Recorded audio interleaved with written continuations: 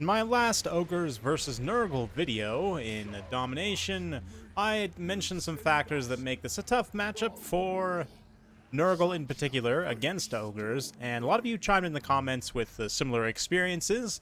That being said, in land battle, perhaps things could be a little bit different, especially your opponent here, the actual submitter of this replay, the Ogres player, Coops, decided to not bring too many Gorgers, limit 2 Gorgers, no Iron Blaster, sort of what is now considered to be standard tournament rules. It seems that it's kind of stabilized. Max 2 Gorgers with the max 1 Iron Blaster. Not that there are any Iron Blasters here. We've also got some Lead Belchers mixed with Man-Eaters. Why not both, right? We've got some Ogre Bulls with dual weapons up front. Some Gnoblars, Scrag leading the way, a Hunter on foot, and then the 2 Gorgers in the back for the forces of Nurgle. Flying Herald up in the air, backed up by some Plague Drones with the Death's Heads to spawn, along with some Plague Bears and Nurglings up front, so quite a bit of meat and HP. This Healing Herald, plus especially the Plague Bears and the spawns. The Plague Bears even have more HP than the spawns, impressively enough, in total. Fighting here in the woods, too, is definitely going to benefit forces of Nurgle, as monstrous infantry of the Ogres will be debuffed. These Iron Guts here, though, the armor, combination of the armor and large status does make it pretty hard for Nurgle to get through, but just a lot of resources kind of piling in there. Scrag also moving forward, and just a big old melee brawl. This is what you land battle fans, right? Just a giant melee mash in the center. Huge cinematic action. We see some flying furies summoned in there. No, just regular Furies of Nurgle, circled up and around, getting on those Lead Belchers. That's one benefit of the Man-Eaters. Speaking of which, I didn't even notice regular Man-Eaters here in the center. Very cool. Just for the armor piercing, not really needed, but the extra stats does help them a bit. Down here on the low ground, same thing. Gorgers just kind of piling in, so a big melee brawl wherever the Herald is, though. We're getting very tongue-tied by such a sentence. He will be able to heal and just sustain through this combat. Right now, focusing on those Iron Guts. Beware the Hunter's anti-large shooting attack, though. He does have anti-large AP on his shooting. A pretty accurate, fairly low reload time, and plus 100 bonus versus large means it's a significantly higher DPS. There, over 10 seconds. Scrag also just kind of chilling for the time being. Throwing something, yeah, the buffs, Cauldron of the Great Maw, already starting to charge up. Give a tiny bit of healing to those Gorgers. Tiny bit of extra weapon strength. We'll definitely need to get some more kills to fully charge it up.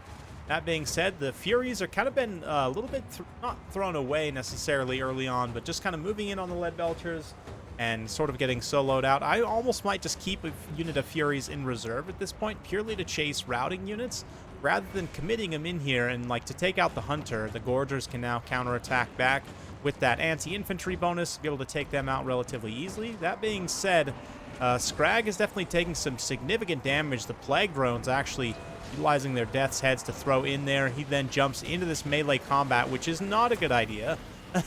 It must be said, Coops is a patron of mine, and he would probably fully admit that this is a blunder, because he jumps basically directly into a unit of Chaos Spawn, and the Chaos Spawn are going to lock him in along with the Plague Drones, not allow him to escape. Scrag's low armor means that he just gets circle beaten by angry Plague Bearers.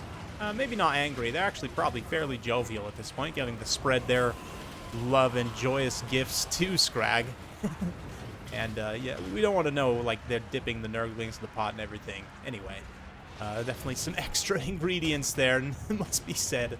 But the Lead Belchers are able to stay online, and this is what I mean. Throwing the Furies here at the Hunter, I think, honestly, is a little bit of a mistake. Maybe just keeping him in reserve and going after, making sure to continuously pressure these Lead Belchers in order to keep them offline. Same thing, like these Plague Drones at this point probably could detach, and you could just use the Herald to take Scrag out, and it looks like they do just that. But facing the focus fire here of these Lead Belchers as they move in.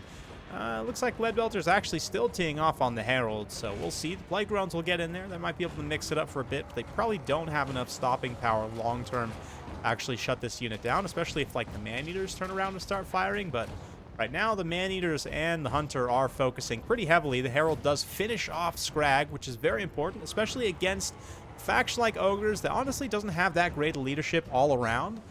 Obviously, Gorgers being unbreakable makes up for that quite a bit, but just in general, Ogres do fall into that sort of Beastmen, Skaven, Greenskins type faction They don't really have the best leadership. You can't abuse it. That being said, Nurgle didn't have any terror in this army, which is a little bit of downfall. And we'll kind of talk about this Nurgle build a little bit after the fact, and maybe some ways to improve it. But the Hunter still has quite a bit of ammunition, so as long as he can stay safe, the thing to do with the Herald would probably just be, honestly, to charge the Hunter. The issue is there's kind of these Gorgers and Man-Eaters hanging around in a pretty good position to protect, so while staying in the blob does offer us quite a bit of benefits, it might be worth it to try and detach, even like one Plague Bearer, come up and around the flank here very slowly, maybe get on these Man-Eaters, or even this healthy spawn. This spawn actually has quite a bit of HP, and with their speed, that 42 speed, they could get up and around and maybe engage these Man-Eaters right here in order to start beating them down. But Plague Drones were able to keep the Leadbelters locked down for some time. They're not going to win, like I said,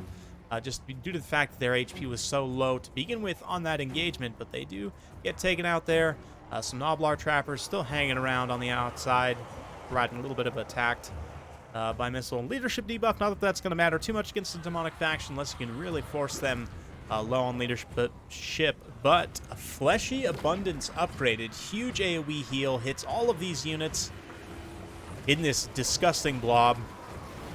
And oh man, look at that Gorger just get bodied by the spawn. That's the thing here. His healing spawn can just out-sustain Gorgers in many situations, especially with proper infantry support. And this Unholy Blob is definitely a proper infantry support, it must be said. But again, fighting in this blob does open you up to this missile play. And these Belchers and the Man-Eaters just absolutely teeing off. The Hunter as well, throwing his jab up in there. Ooh, clean miss there, as the Herald kind of goes up and down between these two areas, sort of planes of engagement, right? But there, that throw was a hit there. The single target DPS of the Man-Eater pistols is also very legit, so them being mixed in here, I actually quite like the combination of the two, and especially to protect against the Furies. Like, we can go look at the Furies' value after the fact. Maybe it would have been worth it to bring even more Furies, and actually sort of early build feedback for this Nurgle player. The Plague Drones, although they were able to get a huge amount of damage on Scrag, I still don't know that they necessarily paid for themselves, and I almost think it would be worth it to take just more Furies, honestly. Maybe like 4 Furies, plus the Herald, plus maybe 1 regular Plague Drone. I don't know. I have to think about it a little bit and see. I haven't played land battles too much myself yet. I've casted and watched a lot of replays. Well, not casted a lot, but I've watched quite a few replays. Plan on casting more, just because this is... I do realize now, especially, that this format is just a lot more cinematic, a lot better to look at, and yeah, Domination's fun. It's a lot more fun to play, in my opinion, right now. For me, I'm enjoying playing it a lot more, and I still will be featuring it very heavily on this channel, don't worry, but the cinematics of land battles in Total War is kind of what makes Total War unique, and on that front, I think Creative Assembly's intention is hopefully to create some sort of land battle system that's improved, that, you know, integrates maybe some limited capture objectives just to keep people from draw kiting or doing some of the other really egregious, you know, corner camping, other cheese like that you might see, for the reasons why we have these tournament rule sets. But at this point, things are looking a little bit dicey. This Unholy Blob is still just sustaining through the damage. That being said, a lot of stuff is just about to get its healing cap, so there's not a lot of healing left, and I'd imagine Winds of Magic-wise, this Herald of Nurgle's got to have an empty tank, or pretty close to it, so... the question is here, the Hunter getting routed off is going to be able to come back. Tiny bit of ammunition left on him. The Leadbelter's getting engaged in melee by the Herald. Again, even just detach like 1 Nurgling to go support the Herald here. Him fighting alone against all these Leadbelters really isn't ideal. He's got 1 spawn just kind of like doing some cheerleader moves there. I don't know. Oh no, spawn with pom-poms. There's a thought I didn't need. Anyway, moving on. Man-Eaters, too, the extra stats in this type of engagement do matter quite a bit. Even the pistols have pretty good sustained combat stats. 45 defense is certainly good enough that most of these Nurgle units are going to be mostly wet noodling them. And now the Noblar Trappers moving in the late game to provide a little bit of true small boy infantry saturation, absorb some of the hits of the Nurglings and the Plague Bearers, and the handful of spawn that remain. But look who it is. That's right, Leadbelter's still online, decisive at this point. a few volleys there just into this blob, doing huge AoE damage. And the Hunter also gets like 1 or 2 more shots here. Fecundity popped the last one, but is it enough to sustain? Most likely not. My frame rate's just getting very tanked by all of the FX, because that seems to be the issue primarily with a lot of frame rates these days in Total War Warhammer 3, but there you go. Very fun land battle. Huge thanks to Coops for sending that one in. That was a really nice back and forth. And fun builds on both sides. Like a pretty good Ogre build, I would say, tournament legal-wise for land battles, seems pretty decent. You're not going all in on the cheese, and even a tasteful 0 Iron Blasters I'm a fan of. But as much as a fan of the unit, I think the Iron Blast is very cool. Like thematically, lore-wise, it's just ridiculously OP right now. Once it gets better balanced, I think I'll be a big fan of it again. But anyway, back to the battle at hand. Yeah, pretty fun stuff. Nurgle was able to contest pretty well, and I do think a little bit of tweaks on some units, maybe you're able to take home the win. Again, just a little bit of extra mobility, I think, here, and just more numbers. The issue here with the Plague Drones is, like I said, yes, they did a lot of damage tactically against Scrag to take him out. That was pretty good. But at the same time, I think it's hard to say. Would it be better to just have a wider, kind of saturation? Another thing to consider, too, is, again, no terror, I think, is a mistake against Ogre Kingdoms. Like, the Man-Eaters do have immune to psychology. A lot of these other units lack it, though. I mean, Gorgers, obviously, are unbreakable, but one thing you could do is to mix in the hero of Nurgle, which has a melee attack buff. But we'll look at that in just a minute. Taking a look at the rest of the army values here before I move on. 1,000 damage value and 1284 on the Plague Bearers. In this situation where Plague Bearers get to fight in melee, they don't have to take 100,000 years to get to an objective like in Domination. They all are quite a bit better, especially against sort of the lower armor targets, which Ogres will have quite a few of. Even the Man-Eaters themselves, not the best value. The pistols, though, I mean, pistols, 3,000 damage value on them, 2,000 damage value on the Lead Belchers. So definitely being able to shut down the Ogre shooting is going to be very important for Nurgle. Like, this build can definitely sustain through a melee engagement, no problem. But the Furies, again, a few of them were thrown away without really getting their value back. And I think with your Furies with Nurgle against Ogre Kingdoms, you have to be very thoughtful and careful about when and how you deploy them, so that they are getting maximum value and hopefully actually getting, good damage value as well as tactical value, right? In terms of shutting units down at the right time so that your other damage dealers don't get as much damage on themselves. And also, like I said, trading a cost efficiently is a whole separate consideration. But for Coop's Ogre Kingdoms here, I mean, Noblar is very cost effective in general. Trappers, no exception. I do like the regular bulls, but at the same time, the anti-infantry of the dual hand weapons is pretty good here, just to dish out the extra damage against Nurgle. Yeah, 20,000 damage dealt is just ridiculous. Scrag gets 0 damage, which is hilarious, or a 0 damage value, rather. The Gorgers, also nice to see them not completely overperform. I do think Domination, especially given the fact they have Vanguard and Stalk and Unbreakable and their monstrous infantry, like, that's multiple ands that's in their favor, right, for Domination.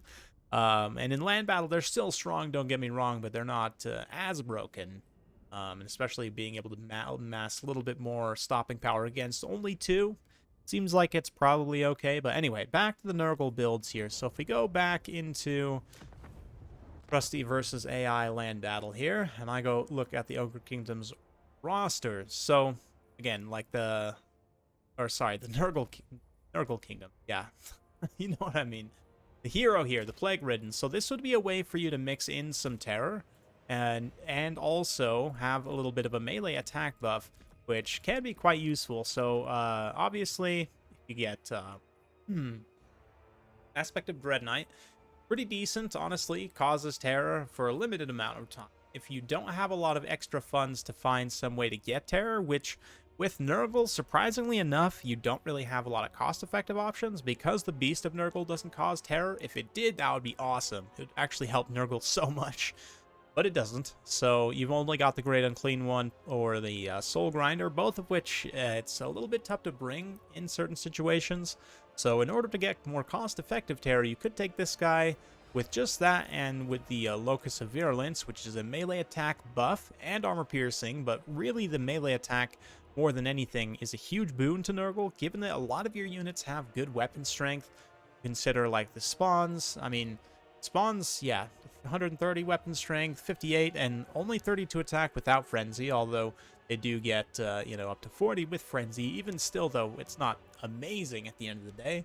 Only 30 for regular Plague Bearers, so that melee attack buff can be quite nice. 1250 on foot. I mean, it is a pretty significant spend, but you, like, cut the one Plague Drone, get this guy, and maybe have to tweak something else very slightly to find some other funds to get, like, another Fury in its place. That allows you to just go that much, a little bit wider with the Furies to shut down missiles. Plus, you have this guy to provide some terror. I don't know. Maybe it actually doesn't end up working out any better, but just kind of my thoughts rewatching the replay. Let me know what you guys think in the comments down below, though. Hopefully you enjoyed. If you like this sort of content, be sure to like, subscribe, hit that bell notification every time I upload a new video. You'll be notified. Thanks again. We'll see you next time.